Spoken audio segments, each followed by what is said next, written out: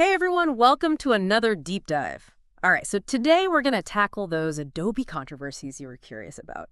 You sent in some really interesting stuff like that YouTube video from Logically Answered. That was intense. Yeah. So basically Adobe, the company behind Photoshop, Illustrator, all that, they've been in some hot water lately. Lawsuits, user backlash, the whole shebang. Yeah. And our mission today, to unpack all of it so you know exactly what's going on and what it all means for, you. Yeah, absolutely. Right. Let's jump in. This YouTuber, he really zeroed in on Adobe's shift from like one-time purchases to that subscription model, software as a service, they call it. Remember the days when you could just buy Photoshop outright and own it? Yeah, I remember. Me too. Seems like a distant memory now. It is a huge shift. And it's not just Adobe. Practically every industry is doing it. Streaming services, productivity tools. It's all about that recurring revenue stream now. Right. Makes sense for companies, I guess. Yeah. Steady income and all. It's exactly. For them, it is. But for consumers, it's complicated. On the surface, it seems more accessible. You're not dropping a huge chunk of change all at once. But there are downsides. Oh, yeah. Big-time downside. And this YouTuber did not hold back. He really went after Adobe's tactics for keeping users locked into those subscriptions, Yes. like how they handle older versions of Creative Cloud. He was saying that even paying subscribers can suddenly find themselves without support for older versions. Yeah, that's a common complaint with subscription models. Mhm. You're basically renting the software, not owning it. So they can decide to pull the plug on support for older versions whenever they want. Mhm. Forces you to upgrade if you want to keep up with the latest features. It's like they're holding your old files hostage, almost. Kinda. And then there's the whole free trial thing, which Mhm. isn't always so free. Oh yeah, he got into that too. That 7-day free trial for Creative Cloud. Apparently it can automatically switch over to a pricey annual subscription if you're not super careful. Yep. Automatic renewals. A classic move. Especially when the cancellation process is like navigating a maze. Blindfolded. With your hands tied behind your back. Exactly. And don't forget those lovely early termination fees. Oh yeah, they'll really get you. It's a textbook example of what we call dark patterns, those sneaky design choices that make it intentionally difficult to opt out or cancel. Which brings us to the elephant in the room, the FTC lawsuit. Yeah, that's a big deal. The U.S. government doesn't sue companies every day. Yeah, So when they do, it's worth paying attention. definitely. And it's not just a slap on the wrist either. They're going after individual executives. Yeah, Adobe's president and vice president of digital media are specifically named in the suit. The FTC is claiming they knowingly designed and implemented these practices to basically trap consumers in subscriptions they didn't really want. Wow. So what's Adobe's defense? Well, they're saying these cancellation fees are just a drop in the bucket compared to their overall revenue. Less than 1%, they claim. Less than 1%. Sounds a little convenient, Mm-hmm. don't you think? It does make you wonder, if it's so insignificant, why not just get rid of the fees altogether? Avoid all this negative press. It suggests those fees might be a bit more important to their bottom line than they're letting on. That's what I was thinking.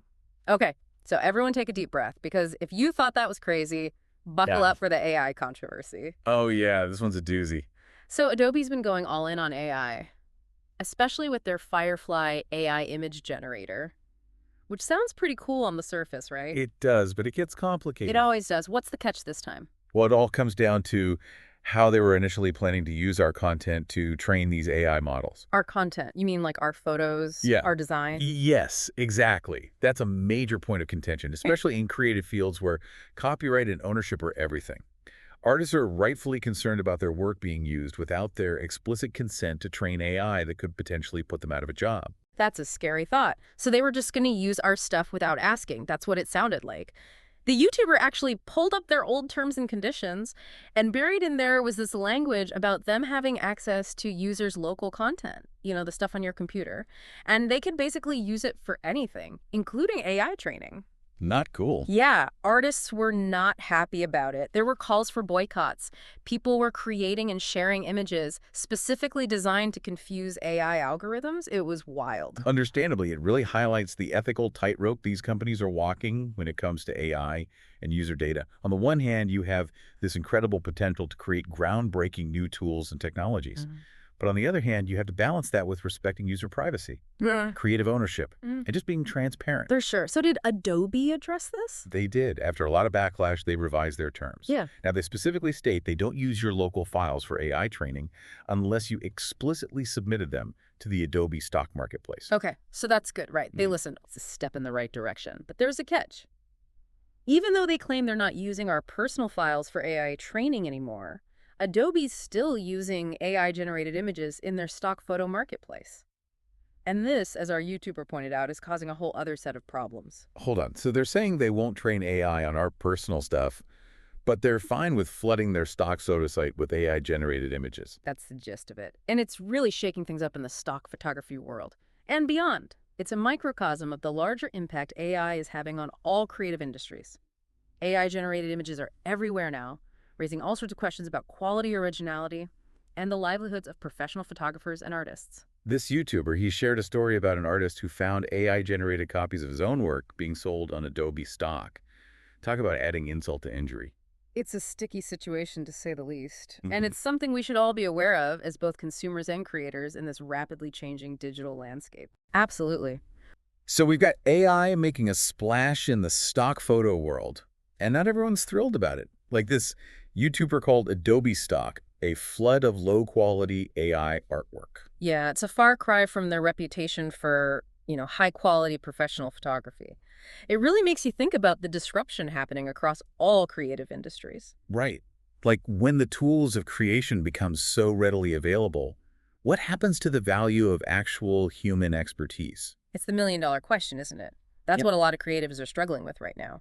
How do you stand out in a world saturated with AI-generated content? It's like that saying, if everyone's super, no one is. Does that apply to creativity too? It might. I mean, technical skill is important, but it's not enough anymore. You have to offer something unique, something distinctly human that AI, at least for now, can't replicate. So what's the answer? How do human creators compete with AI? That's the big question. There's no easy answer. But I think it starts with embracing the things that make us human, our creativity, our empathy, our ability to connect with each other on a deeper level.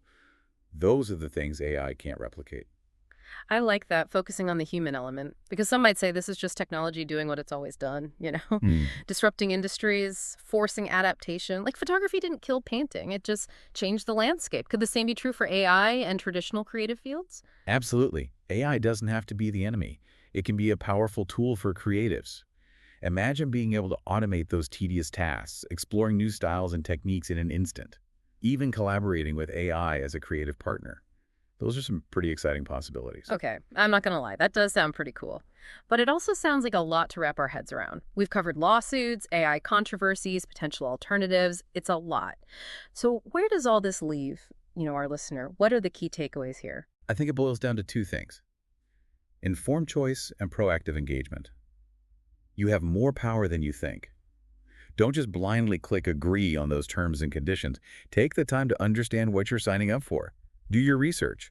Explore your options. See what else is out there. So it's not just about Adobe. It's about a much larger shift that's happening everywhere towards subscription models, AI integration, data-driven, everything. Exactly.